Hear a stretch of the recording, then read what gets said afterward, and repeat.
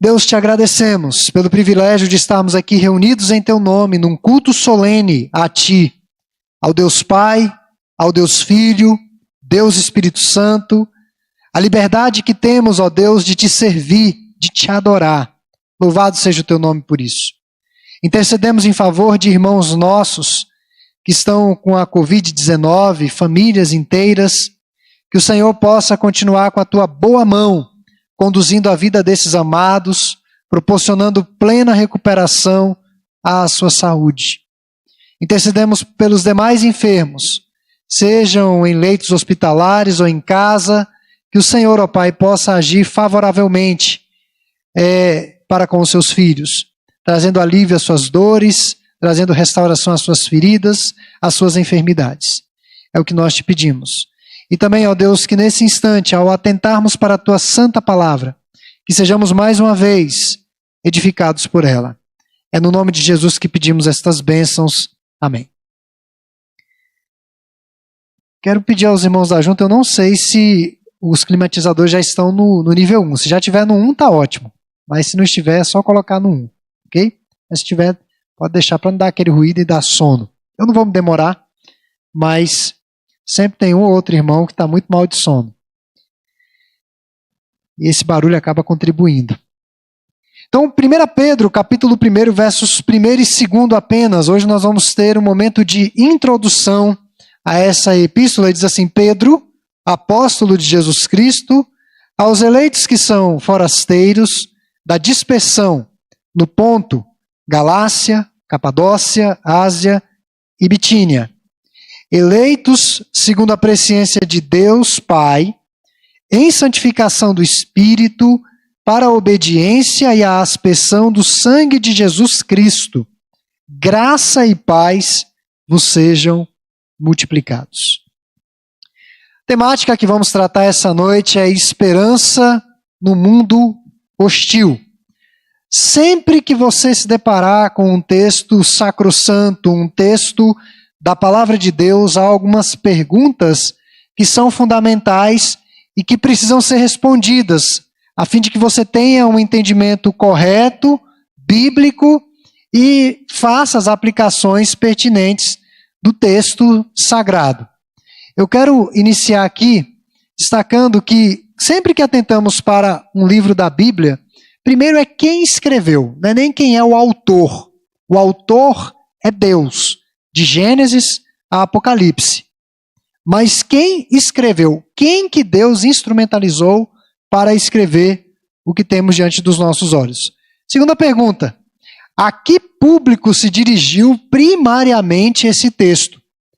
Quais foram os primeiros destinatários, os primeiros leitores que receberam esse texto santo? Terceira pergunta: em que momento da história esse texto foi escrito? Essas perguntas são importantes para se entender o que se passava no mundo, a mentalidade do mundo da época, ou como muitos dizem, o espírito da época. Isso é fundamental para termos uma compreensão adequada do texto bíblico. Uma outra pergunta é: quais as circunstâncias e ocasião que deram origem a esse texto? O que motivou o autor a escrever, ou o escritor a escrever o que escreveu? Então nós vamos aqui tentar responder a primeira pergunta. Está evidente, está clara logo no início. Quem é o escritor desta epístola? Pedro, apóstolo de Jesus Cristo. Ele é qualificado aqui como Pedro, um dos 12, apóstolo do Senhor. Simão Pedro é sem dúvida alguma uma figura formidável e fascinante nas páginas do Novo Testamento, especialmente no livro de Atos dos Apóstolos. Pedro foi amigo pessoal de Jesus. Pedro, Tiago e João faziam parte do círculo de intimidade do Senhor Jesus. Eles estavam em momentos chave do ministério de Jesus. Participaram do momento da transfiguração. No jardim do Getsêmani, Jesus pediu para que eles ficassem acordados aquela noite e orassem com ele, por ele. E outros momentos mais, esses discípulos estavam mais próximos do Senhor. Então Pedro foi um amigo pessoal de Jesus Cristo durante o ministério terreno do nosso Senhor. E que imenso privilégio nós recebermos uma carta de um dos amigos de Jesus. Isso é um imenso privilégio. Uma carta de um dos amigos pessoais de Jesus. Quando nós estudamos um pouco de história, especialmente a história da igreja, nós temos os chamados pais apostólicos que vieram logo após o martírio dos apóstolos e foram bispos em diversos lugares ali da Europa. E um dos bispos, Policarpo foi um discípulo de João, que também fazia parte do círculo mais íntimo de intimidade de Jesus, era um dos amigos de Jesus. João, que escreveu o Apocalipse, foi um dos últimos apóstolos a morrerem. E quando você lê os escritos de Policarpo, você consegue perceber um pouco do que João fez, um pouco dos ensinamentos que Deus usou João para transmitir. Agora imagine o que é receber uma carta de um dos amigos pessoais de Jesus. Enquanto caminhou com o Senhor, Pedro oscilou entre fé e dúvida. Nós temos a sua confissão quando ele diz a Jesus: Tu és o Cristo, o Messias, tão esperado, o Redentor de toda a humanidade. Mas nós temos também um Pedro que, ao final daquela noite de angústias do Senhor Jesus Cristo no jardim do Getsêmani, disse que estaria pronto para a guerra, e quando os soldados chegaram, Pedro tirou a sua espada, cortou a orelha do soldado Malco. Jesus disse que não era uma revolta armada, o reino dele não era desse mundo, e Pedro foge. Nós temos esse Pedro, uma figura antagônica, uma figura que tinha as suas inconsistências. E quando ele escreve à igreja sobre fé e confiança na providência de Deus, os irmãos vão perceber isso ao longo dessa epístola, Pedro escreveu também em meio a sofrimentos, a diversos sofrimentos. Ele não fala de sofrimento aqui em termos abstratos, mas como alguém que estava passando por diversos sofrimentos.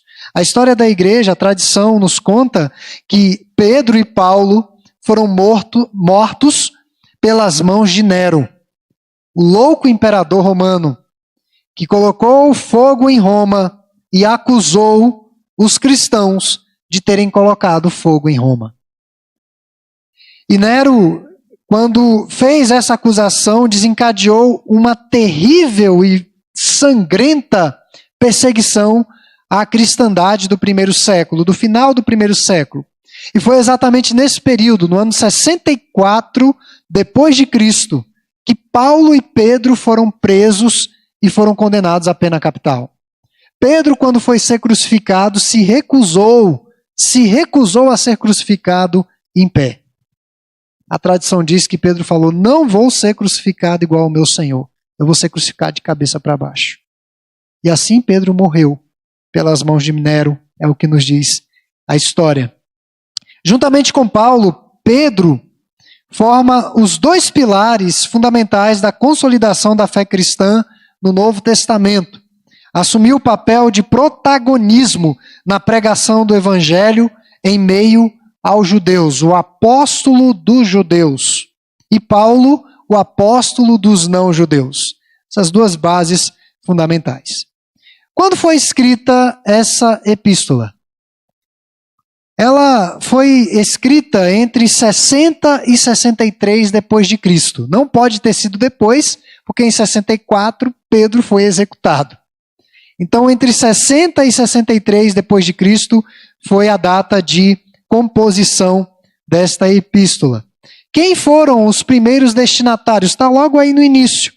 Aos eleitos, que são forasteiros, da dispersão no Ponto, Galácia, Capadócia, Ásia e Bitínia.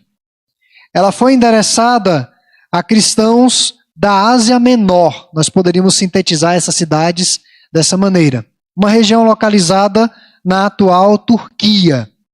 Eram judeus que estavam em Jerusalém, se converteram ao cristianismo e por conta da perseguição que foi desencadeada por Nero e por outros imperadores, especialmente Cláudio, Cláudio foi um dos imperadores que iniciou essa perseguição veraz ou voraz contra os cristãos.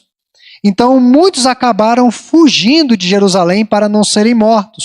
Por isso ele fala forasteiros da dispersão, se referindo a esses judeus que não estavam mais em Jerusalém, mas que estavam em outras localidades, na Ásia especificamente, tendo suas vidas, mas continuavam crentes no Senhor. E essa carta não foi endereçada a um grupo, mas a diversas igrejas de dispersos. E Silvano, que é mencionado mais ao final, deveria fazer chegar essa carta a diversas localidades da Ásia Menor. Veja que ele se vale aí de um termo forasteiros, é um termo que ele vai recorrer ao longo da carta. Aqui tem um significado, mais à frente tem outro significado. Esses forasteiros são judeus que não estavam mais residindo em Jerusalém, em sua terra natal. Eram judeus convertidos na diáspora. Sob quais circunstâncias essa epístola foi escrita? Qual a sua finalidade? É importante destacar que o cristianismo existia há poucas décadas. Era uma religião nova em todo o Império Romano, em toda a Europa. Havia muitos cristãos imaturos e eles enfrentavam consideráveis provações. Eu fico a imaginar muitas vezes, irmãos, nós vivemos num país livre, nós podemos entrar nos templos, adorar a Deus. Se você quiser se ajoelhar, você pode se ajoelhar. Se você quiser orar alto, você ora alto. Se você quiser chorar, você chora.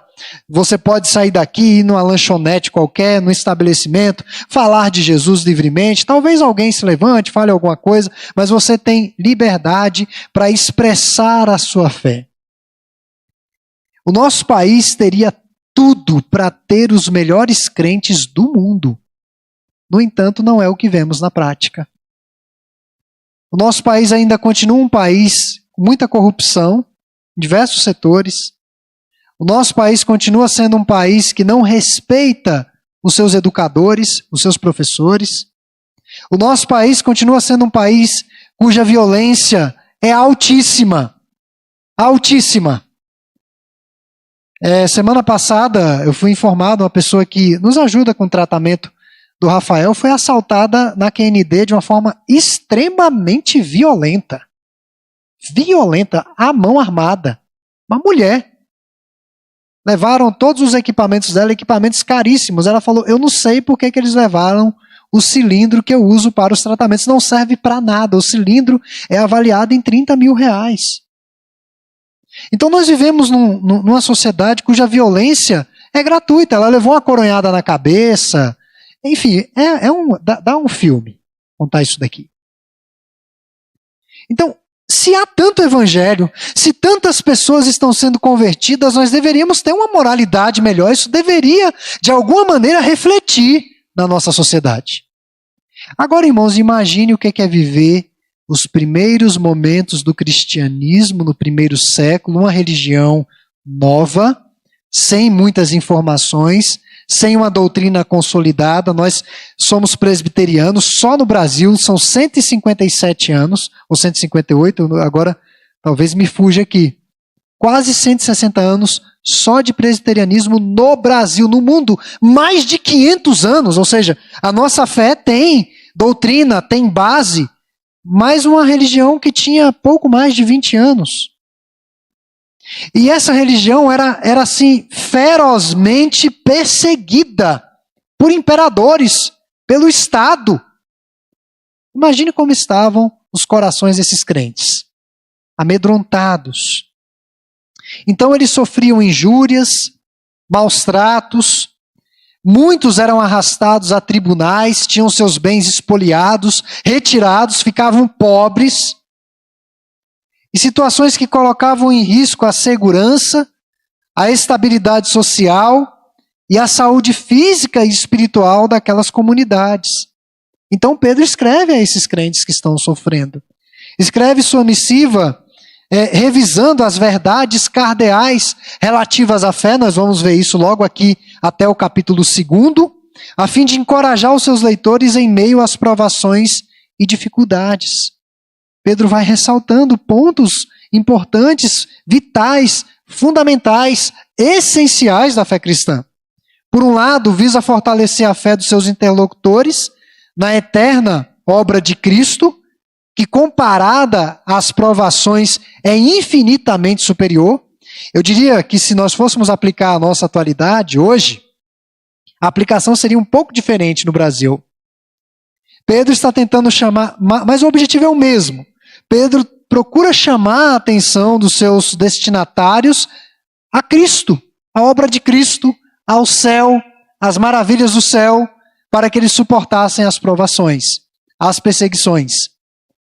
Hoje, a aplicação mais ou menos semelhante. Chamar a atenção para o céu, mas o desapego às coisas deste mundo e ao conforto dessa vida. Aplicação um pouquinho diferente no Brasil. Por outro lado, ele exorta os seus leitores a uma vida de santidade e obediência em dias difíceis. Percebam como a Bíblia tem as suas ironias. Sempre que eu leio um texto bíblico, eu me deparo com ironias. Pedro escrevendo àqueles que estão passando por aflições. Ele afirma que os seus leitores não devem estranhar, é o que nós vamos ver mais adiante, o passar por muitas aflições. Houve um tempo que Pedro considerava impossível isso acontecer com o cristianismo. Porque na cabeça de Pedro, o cristianismo iria ser uma revolta armada, uma revolução social. Tanto que ele estava preparado para tirar as armas e ir às armas e lutar para que essa revolução fosse estabelecida. Mas agora Pedro diz, não estranhem, irmãos, o passar por muitas provações, tribulações, tentações, perseguições. Pedro passa então a ensinar aos seus destinatários sobre o custo do discipulado. Todas as pessoas, em todos os lugares, em todos os momentos, têm algo em comum: o sofrimento. Todas. Se judeus ou cristãos, muçulmanos, ateus, idólatras, as lágrimas vão vir, as lágrimas vão ser iguais. É um ente querido que se vai, é uma doença grave que chega, é a bancarrota financeira, notícias não muito boas, todos. O sofrimento nivela todos. Charles Swindoll, Charles Swindoll, que é um pastor estadunidense, estava certo quando escreveu o seguinte: culturas fluem e refluem, nações ascendem e caem, e grupos de pessoas vêm e vão. Mas o sofrimento transcende as culturas, invade cada nação e traduz a mensagem de dor a cada pessoa que já viveu. O que as pessoas precisam é de esperança no mundo hostil. Essa é a temática que nós vamos trabalhar aqui brevemente após essa introdução. E a única lição que eu pude depreender do verso 2 é que na tribulação nós não podemos esquecer quem somos. É só essa lição, tá, irmãos? Não são 3, só essa lição. Verso 2. Na tribulação não podemos esquecer quem somos. Observem que a doutrina da eleição encontra-se logo no preâmbulo da epístola. Ele fala aí aos eleitos que são forasteiros. Apesar de expostos a perigos, sofrimentos e sermos forasteiros, Pedro faz questão de ressaltar que em meio a esse turbilhão nós não podemos esquecer quem nós somos. Somos eleitos pela provisão e providência eterna de Deus. Pedro fala da obra de redenção como uma atividade trina. Ele já começa a epístola desse jeito. Ele diz que o Pai elege, o Filho realiza a obra de redenção e o Espírito Santo aplica essa obra de salvação e santifica os seus eleitos até eles estarem efetivamente com o Senhor. O Pai envia o Filho realiza a obra e o Espírito Santo leva a efeito essa obra nas vidas dos eleitos. O Espírito Santo vai nos conformando à imagem do Filho por meio da santificação. A aspersão do sangue é uma clara referência ao dia da expiação. Ele faz essa referência aí no verso 2, na parte B. O dia da expiação que está ali no Antigo Testamento. A obra de Cristo vai ter um caráter definitivo e irrevogável. Nada e ninguém poderão nos separar do amor de Deus que está em Cristo Jesus, o nosso Senhor. E ele finaliza essa saudação com a expressão graça e paz vos sejam multiplicados. Pedro vai mostrar aqui aos seus eleitos que a graça, ou aos seus leitores, que a graça e a paz de Deus serão multiplicadas independente do caos em que estejam enfrentando. A graça de Deus vai se multiplicar. Sua epístola vai expandir a bênção que é destilada logo aqui na sua saudação. O fato é que Pedro originalmente escreveu a crentes dispersos, mas marcados pelas chamas da perseguição. Eles viviam ali circunstâncias sombrias, mas Pedro não em nenhum momento estimula aquelas pessoas a terem pensamento positivo, a taparem o sol com a peneira, tenha uma boa perspectiva da vida. Pedro não usa esse tipo de linguagem coach barata dos nossos dias. Acredite em si mesmo. Não, ele não se vale disso. Em vez disso, ele insta os seus leitores a voltarem a sua atenção para o céu, o que lhes permite ver além das circunstâncias e de encontrar uma nova esperança em quem eles são, na vocação celestial deles. E aqui vale um destaque a essa expressão forasteiros, que vamos voltar mais adiante. Como estrangeiros, nós não pertencemos a este mundo hostil. A igreja é composta de estrangeiros e peregrinos espalhados por toda a terra, mas que estão longe do seu verdadeiro lar no céu. Nas palavras do Senhor Jesus, nós estamos no mundo, mas não somos do mundo. A nossa identidade não se firma nesse mundo. Geralmente, quando conhecemos alguém, nós perguntamos para a pessoa o que ela faz, e se a pessoa não fala, mas o que você é? Aí a pessoa diz, eu trabalho na polícia, eu trabalho como professor. Você é professor, você é policial, você é bombeiro, você é... Não, irmãos, nós não somos desse mundo. Nós estamos nesse mundo. O que somos está para além da nossa função nesse mundo. Nosso comportamento deve ser distinto dos moradores deste mundo.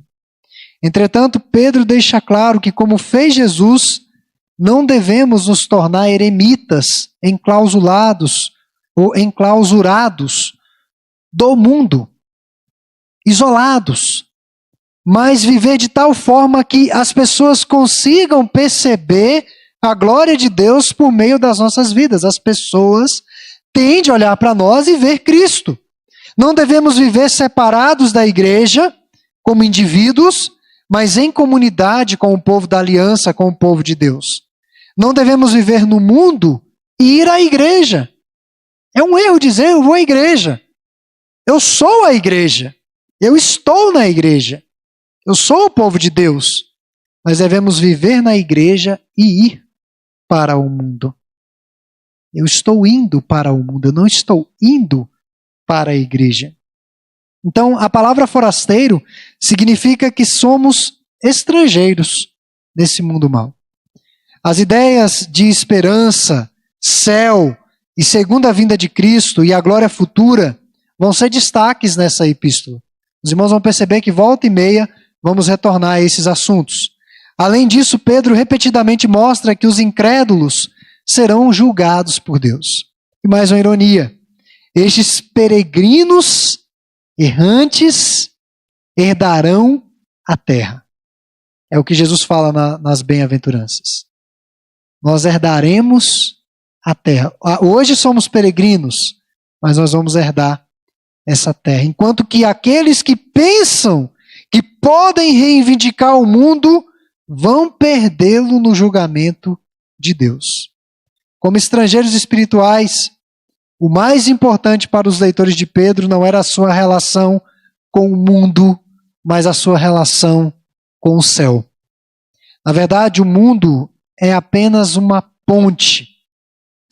E aí um homem sábio irá passar pela ponte. O homem sábio não vai construir uma casa sobre a ponte. O mundo é uma ponte. Guarde essa imagem na sua mente quando você se deparar com as situações hostis, com o sofrimento. Essa vida é uma ponte. Nós não devemos edificar uma casa e aprofundar nossas raízes aqui. Não devemos fazer isso. É óbvio que enquanto temos vida, temos esposa, esposo, pai, mãe, filhos, trabalho, responsabilidades, e devemos fazer o melhor que tiver ao nosso alcance conforme a palavra do Senhor, mas tendo em mente que não somos deste mundo. Então, nessa noite, realizamos uma breve introdução na primeira epístola de Pedro e aprendemos sobre a esperança cristã num mundo hostil. E a lição que fica evidente é que na tribulação não podemos esquecer quem nós somos. A esperança bíblica não é como a esperança do mundo, porque a esperança do mundo é incerta, na melhor das hipóteses. A esperança bíblica é certa. Eu já falei sobre isso aqui.